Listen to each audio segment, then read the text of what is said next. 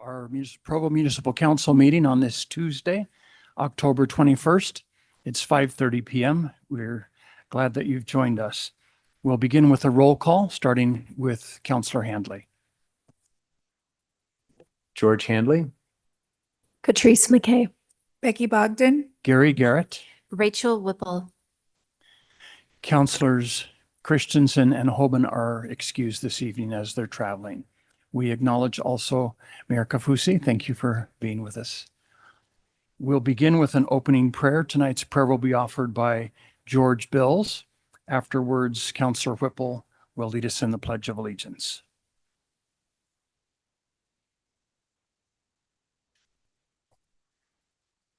Our Father in heaven, as we humbly bow our heads before thee this time, we wish to express our love and appreciation unto thee, Father, for the blessings that we enjoy. We're grateful to live in this beautiful part of thy vineyard for the city, and we're grateful for those who take of their time and their talents to help lead and direct the affairs of this city. We're grateful for the city council and for all the work that they do, and pray that thou will bless them, especially this evening as they discuss those things that would be for the benefit not only of those here and those in the city, but of the city itself. Once again, we express our love unto thee and do so in the name of Jesus Christ. Amen. Amen. Please stand and join us in the Pledge of Allegiance. I pledge allegiance to the flag of the United States of America and to the republic for which it stands, one nation under God, indivisible, with liberty and justice for all. Thank you, Rachel, and thank you, George. Our first item of business is the monthly Employee of the Month proclamation. We'll turn the time over to Mayor Kafusi to lead us in this. This is a fun one tonight, as you can see. We are going to spotlight our amazing fire department. And so with that, I'll turn the time over to Chief Hedman. Thanks, Mayor. It's an honor today to recognize Chris Blinzinger of Employee of the Month. Chris, will you come up? Come on up. Chris is the emergency manager for Provo City, and he's been here for almost 15 years. Chris has a degree in crisis emergency management. Chris has a wealth of knowledge in the emergency management arena. Chris works well with everyone and looks for ways to influence to make Provo safer and a more prepared city. Chris has an extensive network in the emergency management arena. He has contacts all over the state and is very well respected in his emergency management community. He's dedicated to the city and to the emergency management. Chris often works late into the evenings, going to meetings and also on weekends, going to groups and teaching classes. He also responds to emergencies.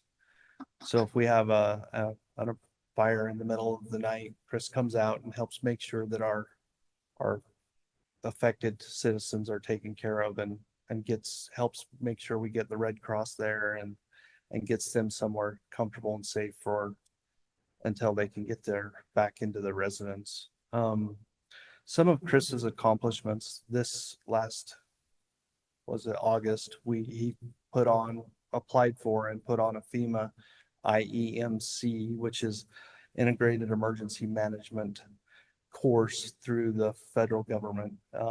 We had 60 mostly city employees have come to the training for a week straight. It was an amazing training that helped us prepare for emergencies here in the city.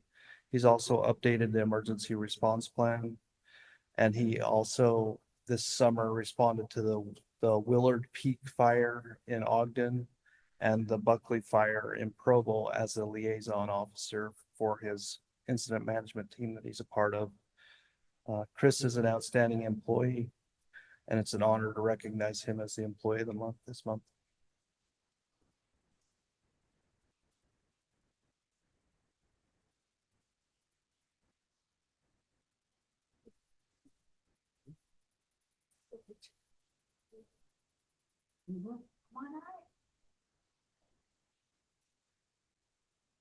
So we'll do a photo just here in front of the dais, right here. Congratulations, Chris.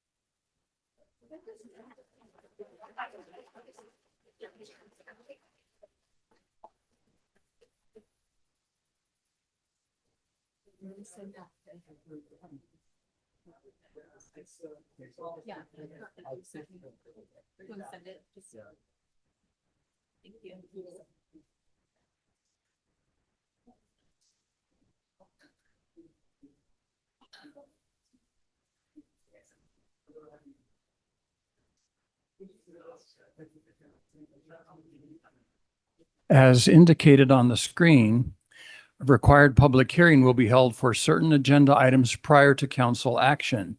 After each such item has been presented, time to comment will be provided for all those who wish to speak. For items that do not require a public hearing, public comment will still be taken following presentation of the item. At this time, up to 15 minutes have been set aside for open public comment, which is intended to allow comment on matters that do not appear on tonight's agenda, but are still limited to topics regarding municipal business or within council purview. During any public comment period, each speaker will generally be limited to 2 minutes. Due to noticing requirements, no formal action will be taken in this meeting on matters that do not appear on the agenda. So those who are here are invited to approach the podium. Any participating by Zoom can use the raised hand feature on their computer. Any who would like to offer public comment can come forward at this time. Please begin your comments by stating your name and your city of residence. Welcome. Hi, my name is Katie Volpe, and I've lived in Provo for nearly 5 years. I care deeply about our community, and that includes the animals who share it with us. I'm here to ask you to support humane, effective solutions for outdoor cats by updating our local ordinances in alignment with Utah's Community Cat Act. Specifically, I'm urging the city to stop impounding and killing healthy community cats and to adopt a trap, neuter, vaccinate, return approach, already supported by state law and many other Utah cities. Thank you. I didn't know community cats were a thing until I started working as a letter carrier for the Postal Service last year. Along my routes, I often came across strays and small cat colonies. Walking through different parts of the city every day, my favorite part of the job quickly became those daily interactions with the cats. As I grew more attached to these cats, I wanted to understand how I could help, and that's when I learned about Provo's outdated ordinances and policies on community cats, and how Utah County remains the only county in the state preventing Utah from achieving a no-kill status, an effort Governor Spencer Cox called for in 2024. I was disappointed to learn Best Friends Animal Society had to withdraw a TNVR pilot program after the city and police couldn't reach an agreement, even with previous support of the mayor, city council, and more than 70% of polled residents. Utah County is the only county in Utah that still kills healthy, treatable community cats. South Utah Valley Animal Shelter's save rate for cats is just 56%, meaning almost half never make it out alive. Each day that healthy outdoor cats are impounded by the animal shelter, more lives are lost and valuable shelter resources and taxpayer dollars are wasted. Thank you. Thank you, Katie. Time and consideration. You're very welcome. Wonderful. Thank you. Well presented. Thank you. Any others?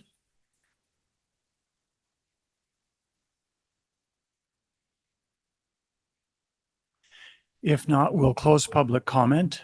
Thank you again. And move to the next item on our agenda, which is a resolution consenting to board and commission appointments. This will be also be presented by our Mayor, Michelle Kafusi. Great, we're getting all of our boards and commissions filled again. So tonight we have two. So Chair Garrett and Vice Chair Whipple and members of the Municipal Council, I am recommending the following appointment and reappointment to Provo City Boards and Commissions as indicated below, and submit this for the council's advice and consent. Florence Hawkinson. Florence is a licensed practicing architect and has worked in the industry for over 20 years. She has a strong work ethic and is passionate about architecture. I am recommending that Florence be appointed to our 4-year term on the Landmarks Commission ending June 30th, 2029. And then Noah Gordon. I am recommending that Noah be reappointed to a 3-year term on the Transportation and Mobility Advisory Committee ending June 30th, 2028. Great, thank you. Thank you for getting this information in advance on these as well, Mayor. Any questions for the mayor or comments? These sound like great appointments. Thank you. Then we'll call for, this is open for public comment. If there are any here who would like to make a comment regarding these two proposed appointments. If not, we'll close public comment. Any council discussion? I'm just really excited about these appointments. Yeah. And I also want to do more tours of Provo architecture, and I know one of the appointees can do that. Awesome. It is an important commission, the Landmarks Commission. We'll call for a vote then. Councillor McKay, Yes. Councillor Handley, Yes. Councillor Bogdan, Yes. Councillor Whipple, Yes. Councillor Garrett, yes. So that motion passes by a vote of 5-0 with Councillors Christensen and Hoban excused. Thank you. Thank you again, Mayor.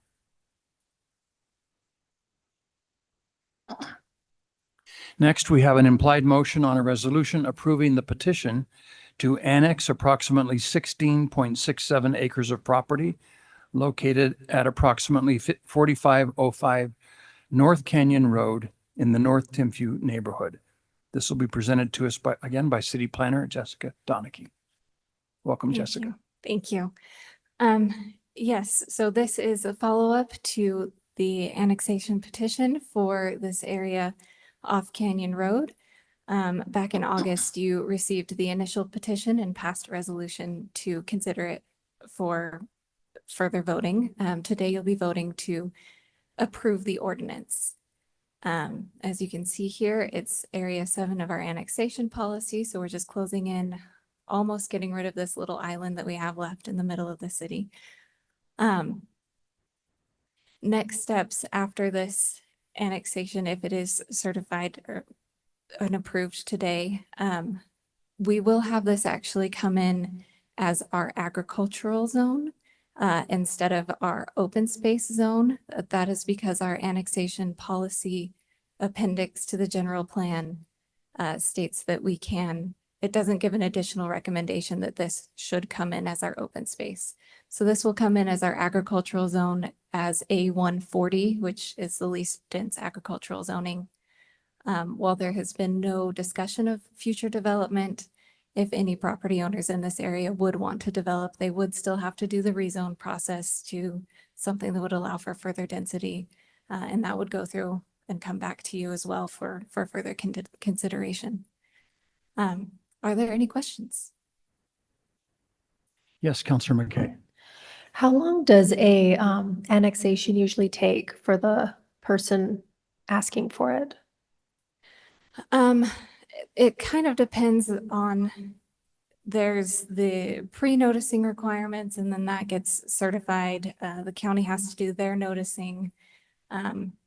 We certify all of that. It comes to you as a resolution, and then there's a mandatory at least 31-day waiting period, and then it comes back to you for an ordinance, and then it goes to the state to be certified as well.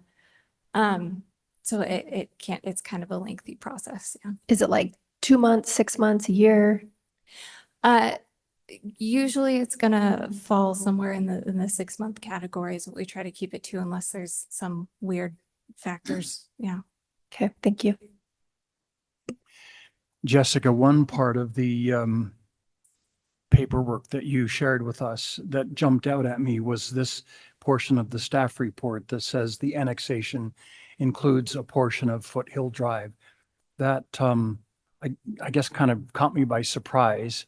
I thought all city roads were owned by Provo City. I remember this property originally through eminent domain was acquired for the road. I guess it remained county property. So a part of Foothill Drive is county property, but Yeah. we maintain the road. Correct. Yes. Okay. And it's just that simple. Yeah. Okay. Yep.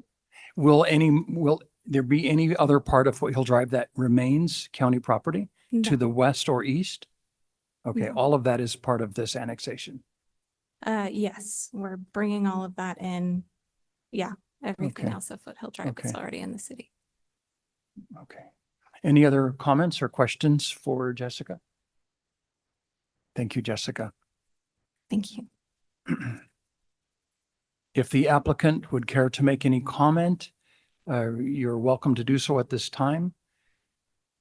Or would anyone have questions for the applicant that would justify his coming forward? I guess not.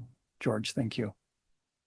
This item is open for public comment. So if any would like to make a comment on this proposed motion, you can approach the podium at this time. Thank you. Sharon Memmott, on the district board. I was asked to come and report on the meeting that it was presented to.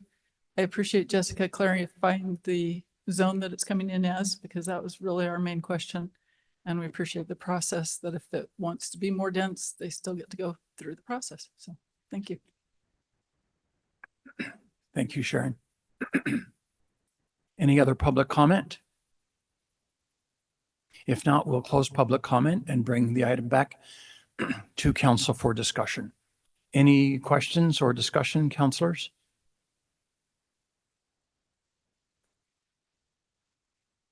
If not, we'll call for a vote. Councilor Handley, Yes. Councilor Bogdan, Yes. Councilor Whipple, Yes. Councilor Garrett, yes, Councilor McKay. Yes. Thank you. That motion passes by a vote of 5-0 with Councilors Christensen and Hoban excused. Thank you. Next on the agenda, we have an ordinance amending Provo City Code 14.06.020 regarding the definition of owner occupant. This will be presented by one of our policy analysts, Malia Daly. Thank you, Malia. Yeah, of course. Okay, so if you remember, I'll kind of just give brief context. So this was brought about, if you remember, the Bannock Drive ADU application. When it was at Planning Commission, there was a discussion about the definition of owner occupancy, specifically the DIIA clause of that definition. This prompted a staff and legal review, council staff and legal staff review of the definition owner occupancy to see if there was a confusing or conflicting or clauses or a loophole in there that was discussed at the Planning Commission. After review, we found that there was no exemption existing in code, no loophole as written, even though there was other interpretations of the code. But just to clear up any confusion, in our September 9th work meeting, the council motioned to remove that section from the definition of owner occupant, so just so it's more clear to both staff and any future applicants. So what isn't on this timeline, because this was from Planning Commission, we went to Planning Commission on September 24th. David went for me. Planning Commission there, they recommended denial on a vote of 7-1. Their recommendation was based on, let's see, I'll try and quote the report of action here. Just that they have several subsections of the owner occupant definition that cause confusion for applicants. So they want to review the definition further.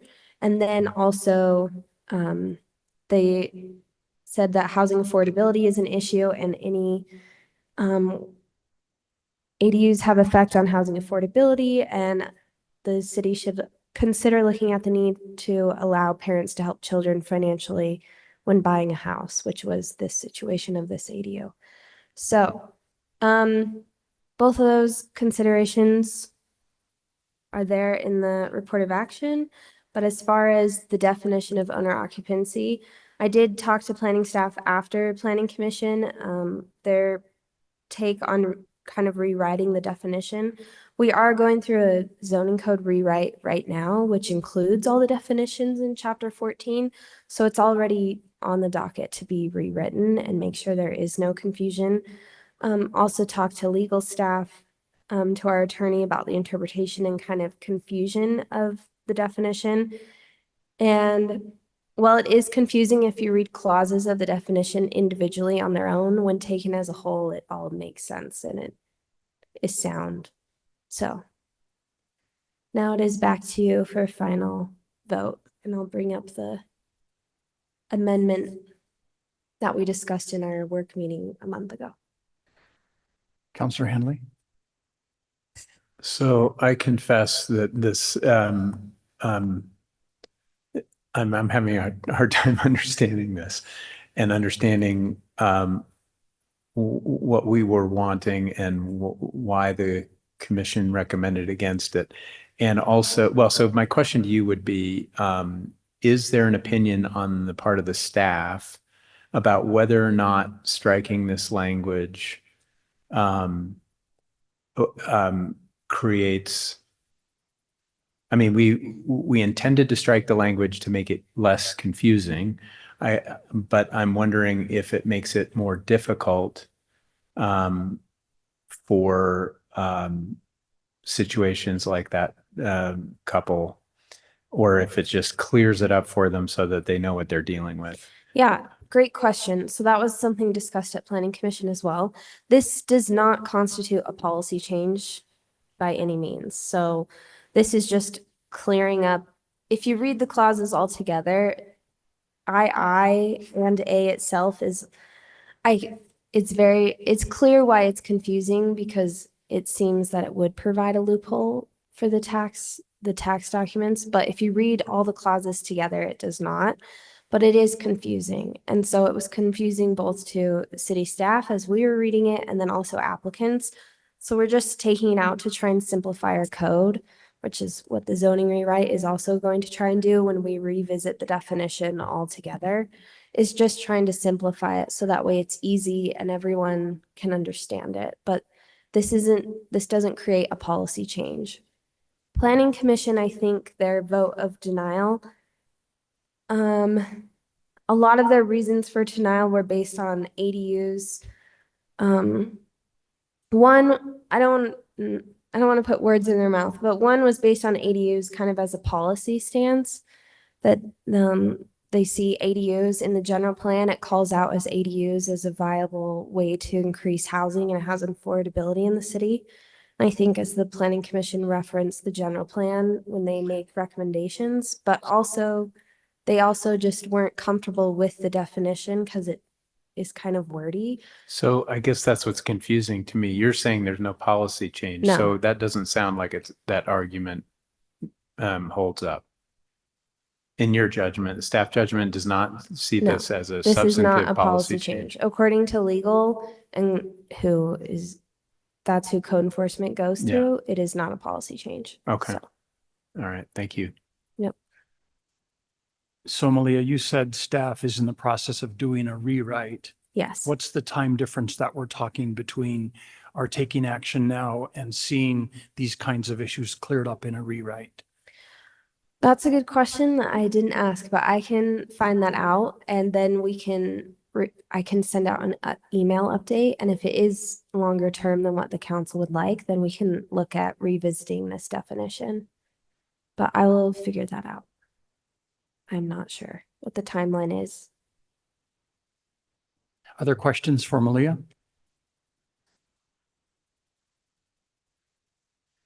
Okay, thank you, Malia. Mhm.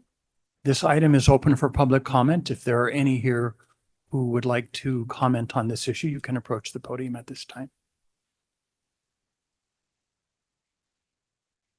If not, we'll close public comment and bring the item back to council for discussion. I, for one, would be interested in seeing, in understanding better what that gap is, Malia, the timeline, to see if this kind of, Bill, are you prepared to speak to that?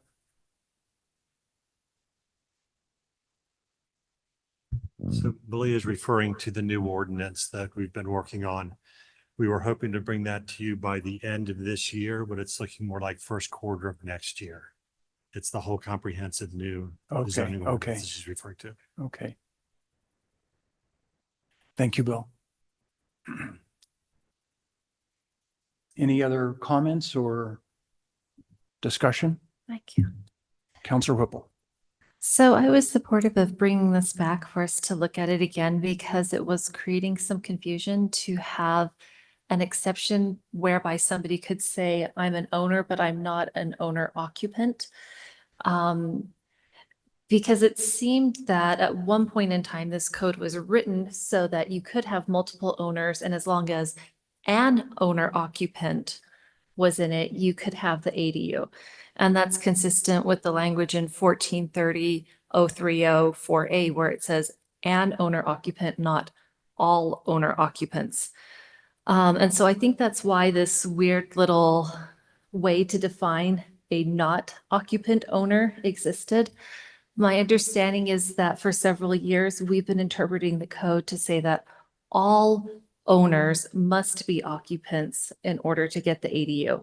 So I think this actually is a policy change, but it's a change in the code to affect the way that we've been interpreting and enforcing the policy. We haven't really been allowing this, and because it's functionally useless to anyone in the city, it makes sense to go ahead and call it so that we don't create additional confusion. My preference with the economic conditions and the market forces and everyone's under is actually aligned with what the Planning Commission raised as their concerns. It would be to actually make this a real exemption so that it could just be one of the owners occupying it in order to get the ADU. But I don't believe that we have support for that on the council or even in the majority of the city. And because I don't believe there's support for that right now, I think it makes sense to take this out so that we are clear and consistent. Thank you, Councilor Whipple. Others? If not, we'll call for a vote. Councilor Bogdan. Yes. Councilor Whipple. Yes. Councilor Garrett, yes. Councilor McKay Yes. and Councilor Handley. Yes. That motion passes by a vote of 5-0 with Councilors Christensen and Hoban excused. Unless there's any objection, we'll now adjourn the municipal council meeting by unanimous consent. Thank you again for coming.